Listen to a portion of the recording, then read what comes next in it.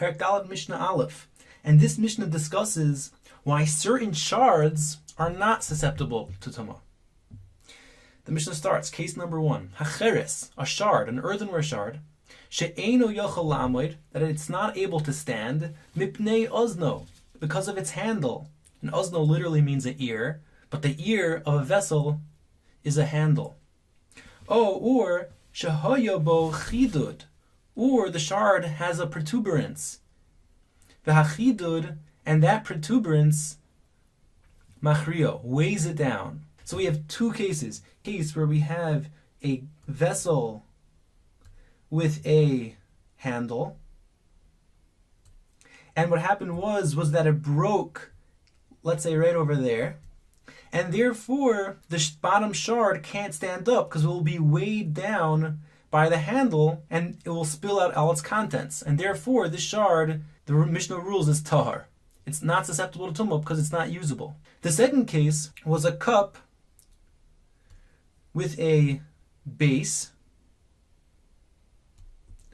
and this base had two protuberances, and the way it broke was that it broke down here.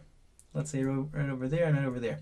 So each shard has a protuberance at the bottom, which will tip it over, and therefore the shard can't be used. So both cases, the Mishnah rules is tahar. Both these shards are tahar because they're not able to be used. Now the Mishnah discusses, well, maybe we could fix these shards. So nitla ha'ozen, let's say you take off the handle, or nishbar hachidud, the protuberance breaks off. So maybe we could fix these vessels. What we could do is we could take off case number 1, we could take off the handle, and now the bottom shard is usable. Or case number 2, let's just take off the protuberance. Let's say the protuberance breaks off, perhaps right over there, and now we can stand up the vessel.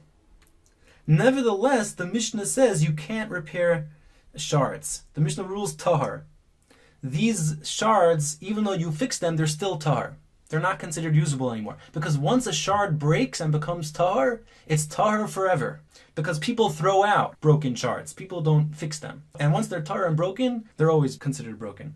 But this is a machlokas, because Rabbi Yehuda's mitame. Rabbi Yehuda says, no, they're now susceptible to tumah. Because they were never really broken. It's not like they had holes in the bottom of them. It was just hard to use them. The first one had a handle that weighed it down, so you could still use it by supporting it on a wall or on a rock.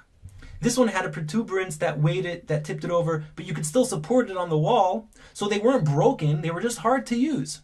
And therefore, once you fix them and make them easy to use, they are now once again susceptible to tumah. Now the Mishnah speaks about a different case. A chovis, a barrel, shenivchasa, that it broke. Vihi mikabelas, but it can still accept things, it can still store items, al dafnei seha, through the walls of the barrel. So for example, if we had a barrel, here's the base of the barrel, and here's the opening on top, and the barrel broke, but only the bottom part broke off. And therefore you could still store things in the airspace of the walls. If you tip over the barrel on its side, you could use the bowl-shaped part of the barrel to store apples.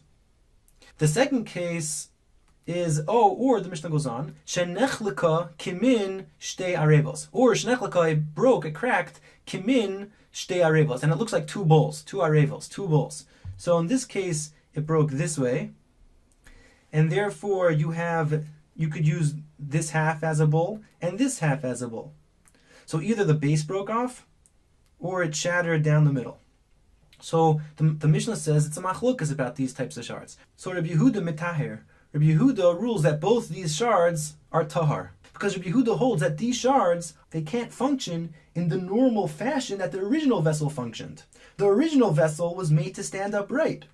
And these shards can't stand upright. They have to be tilted on their side. And Rabbi Yehuda holds that a shard that can't function like the original fashion of the original vessel is not a valid shard.